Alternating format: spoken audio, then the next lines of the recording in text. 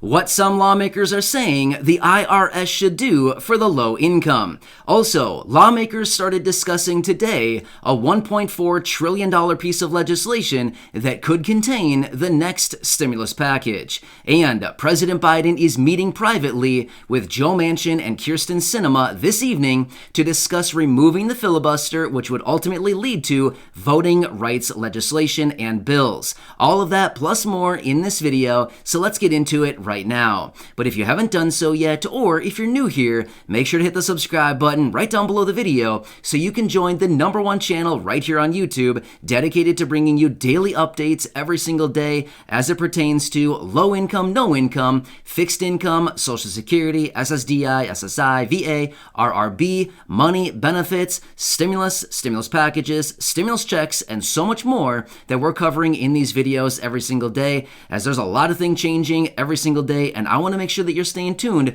with all of these updates, because if there's anything that comes up that we can take advantage of, we want to stay on top of that and get it as quickly as possible. So again, thanks so much for joining me. I really do appreciate it. Hit the subscribe button right down below if you haven't done so yet, and let's get right into this. One quick side note, my wife Corey will be back here in just a minute with the new updated list of shoutouts for those names pulled right out of the fan club. So stay tuned for that. Let's get into this. All right, so let's quickly talk about this meeting that President Biden is speaking with Joe Manchin and Kyrsten Sinema this evening privately so that they can talk about removing the filibuster, which would ultimately result in voting rights legislation. Now, this is something that's been talked about quite a bit here over the last week or maybe week and a half or so, and it's starting to get a little bit heated right now with everything going on because people like Joe Manchin and Kyrsten Sinema are not exactly too keen on removing the filibuster so that they can get these pieces of legislation through the Senate much more easily with just a simple majority vote.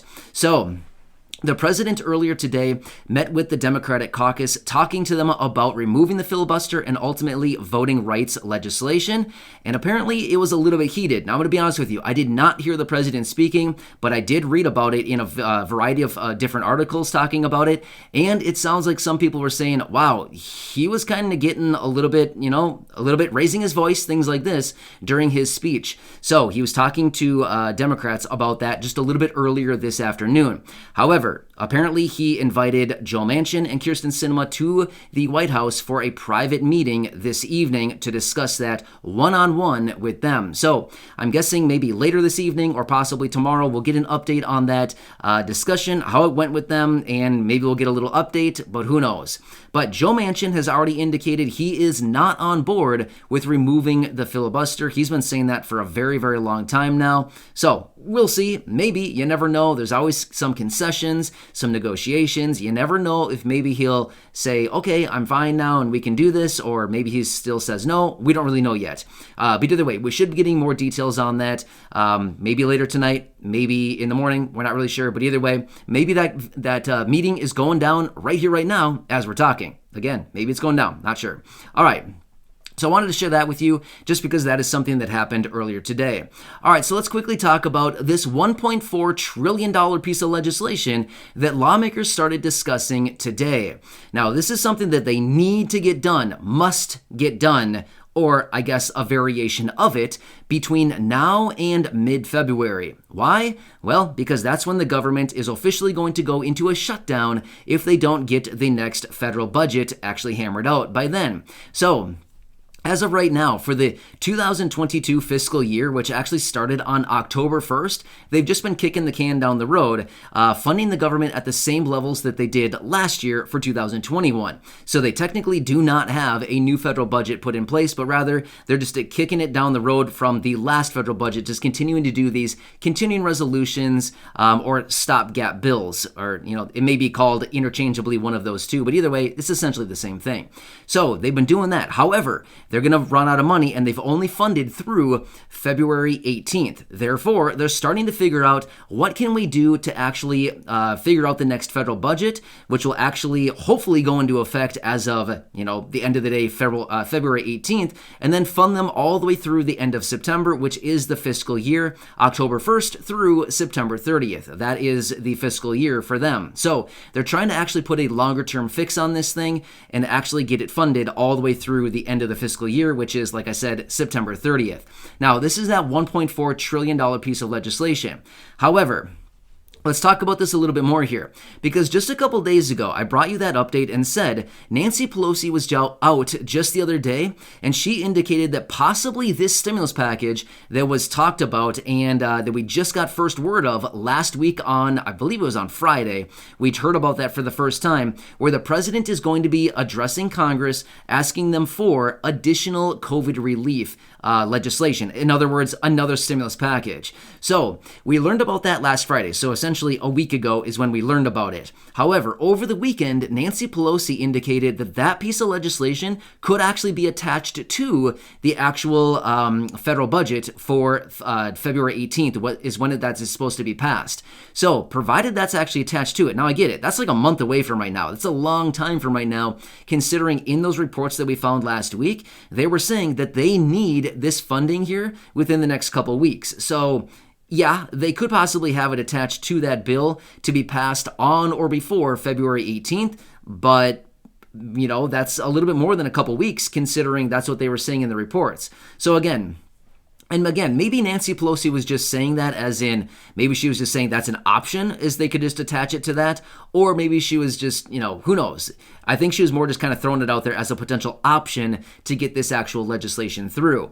However, according to what I've been finding, yes, they have indicated that they want this funding here within the next couple of weeks as a result of the next stimulus package or what the president would be addressing Congress for. So the next few weeks here, in my interpretation, would be sometime before the end of January, possibly early February, prior to the 18th of February, which is likely when they will actually pass this next federal budget and or potentially another stopgap bill. Either way, the $1.4 trillion that they were discussing today. So I know, a lot of different numbers, a lot of different dates, a lot of different things, but that's just kind of what we know as of right now. So again, I'll have to watch it and let you know as we get more information, but they just started discussing that today, so hopefully we'll get more information tomorrow, whenever they decide to get us more information, but this is the first time we heard anything about this $1.4 trillion piece of legislation. So today's the first day we heard about it. So again, you never know, right? I'll keep you posted. All right, so let's quickly talk about something else that lawmakers were urging today in the form of a letter that they sent out. So a small handful of Democrats sent out a letter today calling on the IRS to prioritize the tax returns that they actually process this year, which, remember, by the way, they will start accepting tax returns on January 24th. So if you're somebody who needs to file a tax return to maybe claim a missing stimulus check, or maybe the other lump sum payment of the child tax credit payments, or maybe you need to file a tax return and you're expecting a nice big tax refund, anything like that, they will start accepting those on January 24th this year, whereas last year it was February 12th. So a few weeks earlier this year, they're going to start accepting them. However, this small handful of lawmakers, Democrats, sent over that letter calling on the IRS to prioritize the tax returns that they actually process, saying that they should prioritize lowest income to higher income first because they need their tax returns right away and the tax refunds, whereas the higher income people, they probably don't need their tax refunds right away if they even get a tax refund, right? So basically what we learned this week is the IRS was out, what was it, yesterday or the day before? The IRS was essentially out just the other day saying it's going to be a really tough tax season this year. We are backlogged from that last year. We're anticipating a lot of delays this year. It's going to be a rough tax season. So if you are planning on filing a tax return, again, this is not accounting advice. It's not tax advice in any way, shape, or form. I am not your CPA, but I'm simply saying if you need to file a tax return, you might want to consider getting it in, whenever, soon as possible, when they start accepting those, because the longer that you wait, they're probably just going to continue to be backed up more and more and more. So just wanted to throw that out there. Also, one more quick side note. If you can file electronically through one of these electronic services or possibly through the IRS free file, again, that's on the IRS website, you can do that as well. You can file for free, provided your income is under $72,000. Oh, that's what it was last year anyway. But again, if you can file for free through these electronic methods, it would be way faster than a paper return. If you're sending in a paper return, you're going to be waiting a long time. I'm just saying, a long, long time. It's going to take a very long time for a paper return to actually be processed. processed. So if you can file electronically, it's probably going to be the best option. But again, I don't know your situation. This is not tax advice. I have no clue what your situation is because everybody's situation is very, very different, right? Everybody's got something else going on. So just saying that in general terms. But anyway, so that is something that these Democrats are calling on the IRS to do. Whether they can actually do that or not, who knows? It's probably just going to add another little piece of, confusion into the mix as far as trying to figure out, okay, who are the lowest income? Where are these tax returns? And let's process those first. And then let's get those tax returns out the door and kind of work our way up the ladder of lowest income up to highest income and do those people last. So that's what the Democrats were calling on today in a letter. And we'll see if anything actually happens. But either way, I wanted to bring that update to you just in case you happen to be someone who needs to file.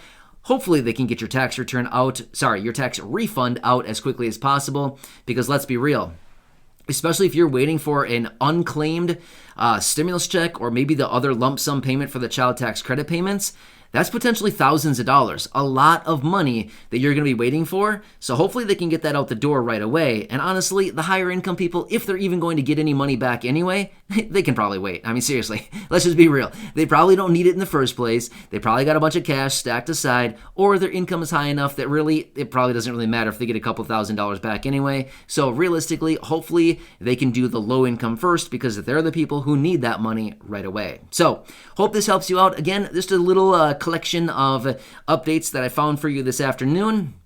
This is what we've got going on. So with that being said, I'm going to bring my wife in here, Corey, in just a second here, and she will read that new updated list of shout-outs for those names pulled right out of the fan club. If you haven't heard about this yet, if you're interested, again, the fan club is completely optional. It is not required by any means at all. There's a link down in the description. Otherwise, at the top of the comments section, I will also pin a comment there that you can check out if you're interested in doing so. But that list of shout-outs changes every single video. It's a new updated list. What we do is we go into all of the fan club members every Sunday. We pull out all the names, we put them in a nice list, and then Corey records a bunch of videos giving shout outs to all those people, and then we put one of those video clips at the end of every single one of our videos.